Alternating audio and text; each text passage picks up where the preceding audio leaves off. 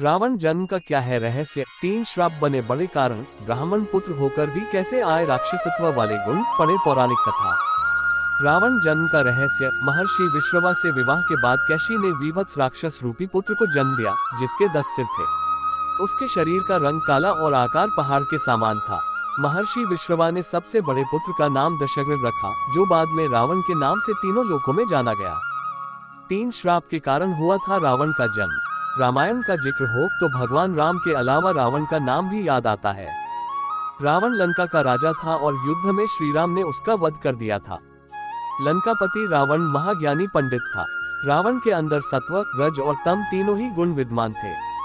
उसमें तमोगुण सबसे अधिक और सत्व गुण सबसे कम था।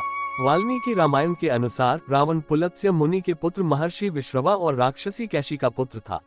ऐसा माना जाता है कि उसका जन्म 3 श्राप के कारण हुआ था। एक श्राप संकादिक बाल ब्राह्मणों ने दिया था। इसी तरह अलग अलग जगह 2 श्राप का और भी जिक्र मिलता है। तो आइए सबसे पहले जानते हैं रावण के जन्म के पीछे का रहस्य और एक ब्राह्मण पुत्र होने बाद भी रावण में राक्षसत्व वाले गुण कैसे आए। वाल्मीकि रामायण के अनुसार पौराणिक काल में माली, सुमाली और मलेवन नाम के 3 क्रूर दैत्य भाई हुआ करते थे। इन तीनों ने ब्रह्मा जी की घोर तपस्या की, जिससे प्रसन्न होकर ब्रह्मा जी ने उन्हें बलशाली होने का वरदान दिया। वरदान मिलते ही तीनों स्वर्गलोक, पृथ्वीलोक और पाताललोक में देवताओं सहित ऋषि मुनियों और मनुष्यों पर अत्याचार करने लगे। इनका अत्याचार जब काफी बढ़ गया तब ऋषि मुनि और देवतागण भगवान विष्णु के पास गए और उनसे तीनों दैत्य भाइयों के अत्याचार की व्यथा सुनाए। इस पर भगवान विष्णु ने कहा कि मैं इन दुष्ट राक्षसों का अवश्य विनाश करूंगा। उधर ये बात जब माली, सुमाली और मलेवन ने सुनी तो उन्होंने अपनी सेना को लेकर इंद्रलोक पर आक्रमण कर दिया। इस पर भगवान विष्णु इंद्रलोक आकर राक्षसों का नरसंहार करने लगे।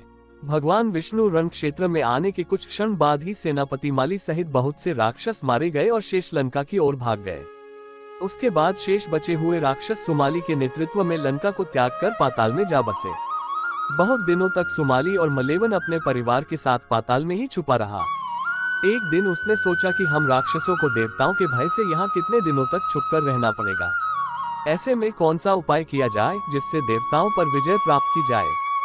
कुछ क्षण बाद उसे कुबेर का ध्यान आया।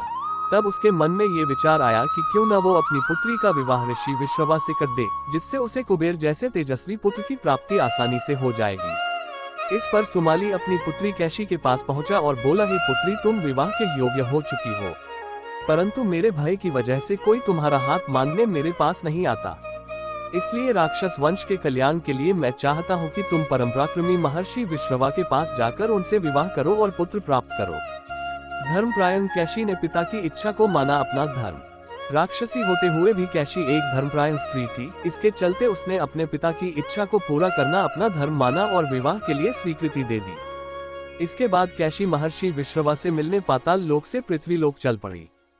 महर्षि विश्रवा के आश्रम तक आते आते कैशी को शाम हो चुकी थी। आश्रम पहुंचकर कैशी ने सबसे पहले महर्षि का चरण वंदन किया और फिर मन की इच्छा बतलाई।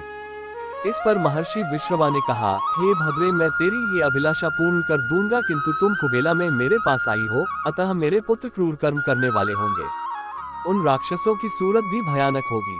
महर्षि विश्रवा के वचन सुन कैशी उनको प्रणाम कर बोली, आप जैसे ब्राह्मणवादी दौर में ऐसे दुराचारी पुत्रों की उत्पत्ति नहीं चाहती, अतः आप मेरे ऊपर कृपा करें।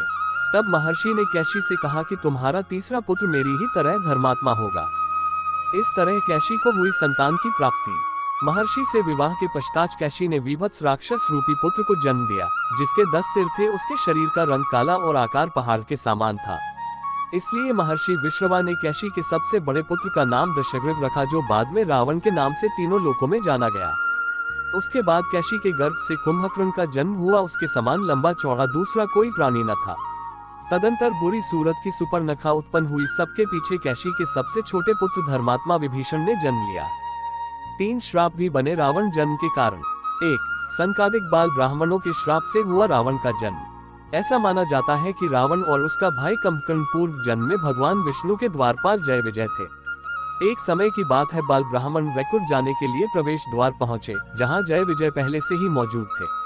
बाल ब्राह्मणों ने अंदर जाने की मंशा जाहिर की तो जय विजय ने उन्हें जाने से रोक दिया। इसी से नाखुश बाल ब्राह्मणों ने दोनों को मृत्युलोक में जन्म लेने का श्राप दे दिया। जब जय विजय ने इस श्राप से मुक्ति का मार्ग पूछा तो ब्राह्मणों ने भगवान विष्णु की ओर इशारा कर दिया। 2. नारद मोह बना रावण जन्म का कारण। मान्यताओं के मुताबिक एक बार नारद मुनि को अहंकार हो गया कि वह माया को जीत चुके हैं। भगवान विष्णु उनके अहंकार को समझ गए। उन्होंने माया से एक नगर बनाया। नारद मुनि माया के प्रभाव में उस नगर में पहुंच गए और वहां के राजा से मिले। राजा ने मुनि को अपनी क्या का हाथ दिखाया और विवाह योग्य वर के बारे में पूछा। कन्या को देखते ही नारद मुनि उस पर मोहित हो गए। नारद मुनि ने राजा से कहा कि कन्या का स्वयंवर रचाए, योग्य वर मिल जाएगा। इतना कहकर नारद वैकुंठ पहुंचे और मन की बात बताए। उन्होंने कहा कि प्रभु, संसार में आपसे सुंदर कोई नहीं है, मुझे हरिमुख यानी आप अपना रूप दे दीजिए। भगवान ने फिर पूछा क्या दे दूं? नारद बोले हरिमुख प्रभु हरिमुख। संस्कृत में हरि का एक अर्थ बंदर भी होता है। माया रच रहे भगवान विष्णु ने नारद मुनि को बंदर बना दिया। नारद जी यही रूप लेकर स्वयंवर गए। वहां शिव जी ने विष्णु जी के कहने पर अपने 2 गुणों को भेज रखा था। स्वयंवर में नारद मुनि उछल कर अपनी गर्दन आगे कर रहे थे कि कन्या उन्हें देखे और उनके गले में वरमाला डाल दे। उनकी यह हरकत देख कन्या हंस पर और शिव जी के भेष बदलकर पहुंचे गणों ने भी उनका उपहास उड़ाना शुरू कर दिया। कहने लगे कन्या को देखकर बंदर भी स्वयंवर के लिए आ गए हैं। अपना मजाक उड़ता देख नारद ने दोनों को श्राप दिया कि तुमने मुझे बंदर कहा, जाओ तुम लोगों को मृत्युलोक में बंदर ही सबक सिखाएंगे। शिव जी के ये दोनों गण रावण और कुंभकर्ण बने। इसके बाद नारद ने देखा कि कन्या ने जिसके गले में वरमाला डाली वह खुद ही श्रीहरि है। तब नारद ने उन्हें श्राप दिया कि जिस तरह तुम मेरी होने वाली पत्नी को ले गए और मैं वियोग विलाप कर रहा हूँ, एक दिन तुम्हारी भी पत्नी का हरण होगा और तुम विलाप में वन वन भटकोगे। इस तरह राम और रावण का जन्म होना तय हो गया। 3. प्रतापभानु के कारण रावण बना राक्षस। सतयुग के अंत में एक राजा हुआ करते थे प्रतापभानु। वह एक बार जंगल में राह भटक गए और एक कपटी मुनि के आश्रम में पहुंच गए। ये कपटी प्रतापभानु के द्वारा ही हराया हुआ एक राजा था। उसने राजा को पहचान लिया, लेकिन प्रतापभानु कपटी मुनि की असलियत नहीं पहचान पाया। इस तरह मुनि ने राजा की ऐसी बातें बताईं जो सिर्फ उसके जानने वाले ही जानते थे। इससे राजा को लगा कि यह कोई सिद्ध पुरुष है। राजा ने उससे चक्रवर्ती होने का उपाय पूछा। कपटी मुनि ने कहा कि 3 दिन बाद ब्राह्मणों को भोजन कराओ और उन्हें प्रसन्न कर लो। उनके आशीष से ही तुम चक्रवर्ती बनोगे। ब्राह्मणों का भोजन बनाने मैं खुद आऊंगा। 3 दिन बाद वह कपटी मुनि पहुंचा। राजा ने 1 लाख ब्राह्मणों को भोजन पर बुलाया था। जैसे ही भोजन परोसा जाने लगा उसी समय आकाशवाणी हुई कि भोजन में मांस मिला हुआ है, यह अभक्ष्य है। प्रतापभानु से नाराज ब्राह्मणों ने उससे कुटुंब समेत राक्षस हो जाने का श्राप दिया। यही प्रतापभानु रावण बना, उसका भाई कुंभकर्ण बना और प्रतापभानु का मंत्री वरुरुचि विभीषण बनकर जन्मा। विभीषण को सिर्फ राक्षस कुल में जन्म लेने का श्राप था, इसलिए वह राक्षस होकर भी धर्मपरायण था। रावण के जन्म का ये संपूर्ण रहस्य था। इस तरह 3 श्राप के कारण एक रावण का जन्म हुआ था।